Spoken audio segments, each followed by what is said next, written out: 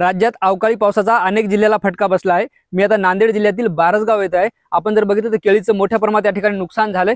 केळीची झाडं जे आहेत ते अक्षरशः मधून मोडून पडलेत। हे जर घड बघितला तर अक्षरशः घड हा जमीनदोस्त झालाय। शेतकऱ्यांना लाखो रुपये हजार रुपये खर्चून या केळीच्या पिकाला वाढवलं, मोठं केलं, मात्र ऐन जे आहे ते उत्पन्न घेण्याची वेळ आल्यानंतर अवकाळी पावसामुळे जे आहे ते केळीची मोठी वाताहत झाली आहे। नेहमीच जे आहे ते दुष्काळ, नापिकी यामुळे हातबल झालेल्या शेतकऱ्यांना आता अवकाळी पावसाच्या नवीन संकटाला सामोरं जावं लागत आहे। अर्धापूर तालुक्यात असंच चित्र आपल्याला अनेक ठिकाणी मोठ्या प्रमाणात पाहायला मिळतं। एकंदरीत जे आहे ते केळी उत्पादक तालुका म्हणून या तालुक्याची ओळख आहे आणि शेतकऱ्याचं नुकसान आता या अवकाळी पावसामुळे मोठं झालं आहे। आपल्यासोबत या ठिकाणी शेतकरी आहेत, त्यांना आपण विचारू की कशा प्रकारे नुकसान झालंय, किती एकरवर केळी होती, कसं नुकसान झालंय? माझी 1 एकर केळी होती।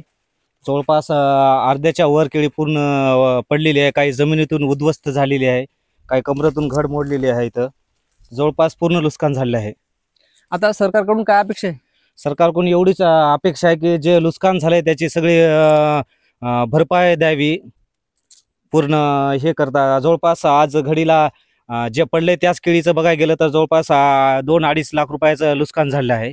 पूर्ण जर नुकसान जर आता राहिली जे केळी जे बंद राहिले ते बी येणाऱ्या वादळी वारं किंवा साधारण वाऱ्यानं सुद्धा आता वारं मधात शिरलंय, ऊन लागणार, पूर्ण केळी उद्ध्वस्त होऊन जाणार, माझी एक सुद्धा कामाला येणार नाही घड। निश्चित आपण जर बघितलं तर शेतकऱ्याचं 2 ते 2.5 लाख रुपयात नुकसान झालं आहे आणि सरकारनं जे आहे ते शेतकऱ्यांना मदत द्यावी अशी मागणी या शेतकऱ्यांनी केली। आपण जर या ठिकाणचं चित्र बघितलं तर अतिशय विदारक असं चित्र आहे। या ठिकाणी केळीचे घड जे आहेत ते जमीनदोस्त झालेत, केळीचे झाडं अर्ध्या माळातून मोडून पडलेत। आता वादळी वाऱ्यामुळे, अवकाळी पावसामुळे शेतकऱ्याला नव्या संकटाला सामोरं जावं लागत आहे। ज्ञानेश्वर लोंढे, TV9 मराठी, बारसगाव, नांदेड।